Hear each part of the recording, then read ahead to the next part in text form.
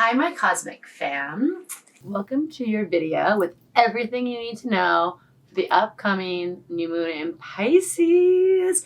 Where are my Pisces at? If you're watching this and you're a Pisces sun, drop it in the comments below. Okay, so we're going to be talking about everything you need to know for what the new moon's about in general, what are the themes to tap into for the new moon in Pisces, and then we're also going to have a follow-up video for just like your keyword, your key intention based on your zodiac sign. So let's get into it. The new moon in Pisces is coming up on February 23rd, exactly at 1:37 a.m. Eastern Standard Time, and that's going to be in 4 degrees Pisces. And it's going to be such an interesting moon. The new moon in Pisces is one of my favorite new moons because it's really like anything is possible. Some of the biggest intentions that I've set, some of the biggest manifestations that I've done in my life have started on the new moon in Pisces. And why is that? Well, let me back up. Let's talk about the new moon in general, because the new moon, I would be super remiss if I didn't bring up why I loved it.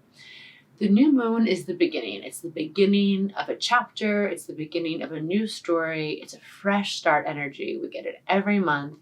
And the new moon kind of dictates something that you want to grow or manifest or co-create through your intention, through your action, through universal energy for the next 6 months. So new moons are like, what seeds are we planting? What do we want to do?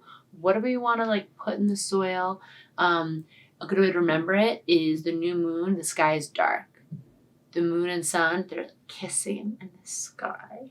And when the moon and the sun are kissing, whenever there's a kiss, it's magic happens, right? There's chemistry. There's something happening, friction and electricity. And so when they kiss, it's also dark because the moon and the sun are together. And so in that darkness of the night sky, it's like a soil. So we get to remember like, okay, when it's dark, we're planting seeds. And it's cool because farms do this, biodynamic farms all over the globe work with the new moon as a time to plant seeds. That's what we're doing too. So what seeds are we planting?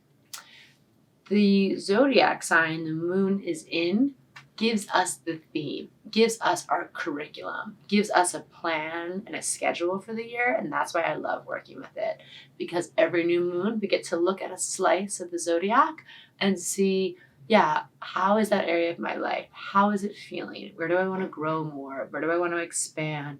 Where do I want to actualize more in that field? So the new moon in Pisces, we talked about, it's the sun and moon are kissing, making out in the sky, and we get to plant a seed of intention, something that we want to bring into our lives in the realm of things that are in the Piscean category, the Piscean field. And Pisces, why I said it's so exciting is because Pisces is the last sign of the zodiac. I know in the Western world we celebrate the new year in January, but this is actually like the end of the year zodiac style. So get your streamers and your noise machines out. We are having like a big hoopla explosion this new moon in Pisces. And Pisces, since it's the last season in the last sign in the zodiac, it encompasses all the signs. It's learned a lesson from each one of the previous 11 signs. So there's like awokeness, there's a growth, there's an evolution. And Pisces is about, okay, like if I learned everything throughout the year, where do I go from here? And it's really limitless. Pisces rules, the dream world, the metaphysical, the mystical, the liminal realm. So it's like, let's tap into that. And where do we want our intentions to drive us? And where do we want to create? But from this place of infinite, boundless, endless potential. Does that sound good? Okay, good. So the new moon in Pisces, we're setting the intention. That's kind of the overall Pisces vibe, but I'm going to break down for you just 3 areas where you might want to think about what does that mean, because Pisces is so big and infinite. Pisces, we want to think about any kind of inner child healing that you want to do. if you have a wound or an issue from, your primary caretakers, your mother, your father, your childhood, and you feel like it's just been so hard to move past that, and you keep coming up against patterns in your life that remind you of that, this new moon in Pisces is a time to plant a seed around healing the inner you, your inner child, healing you from childhood experiences that now as a grown-up you can look at, take responsibility for, heal, and move on from graciously. So inner child healing, that's a big one for new moon in Pisces. And I promise you, when you commit to that work, it shifts everything in your life from the inside out. The second invitation for the new moon in Pisces is to set an intention around, something you want to create, something that you want to bring into the world that's like healing through expression or making something for beauty's sake. Pisces really rules like the art world, poetry world, music.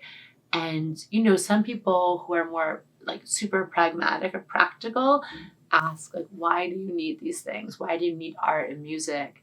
And the answer is because that's what makes life worth living, is to experience beauty and to experience shared emotions and collective experiences, right? We've all heard a song that's made us cry, or seen a piece of art that's moved us, or read a story that made us feel like we weren't alone, right? So Pisces season, if you have something you want to create, I do feel like there's someone watching this who's been waiting to create something, and maybe they don't feel ready, they don't feel confident, or maybe you feel like you're an imposter syndrome of like, who needs this?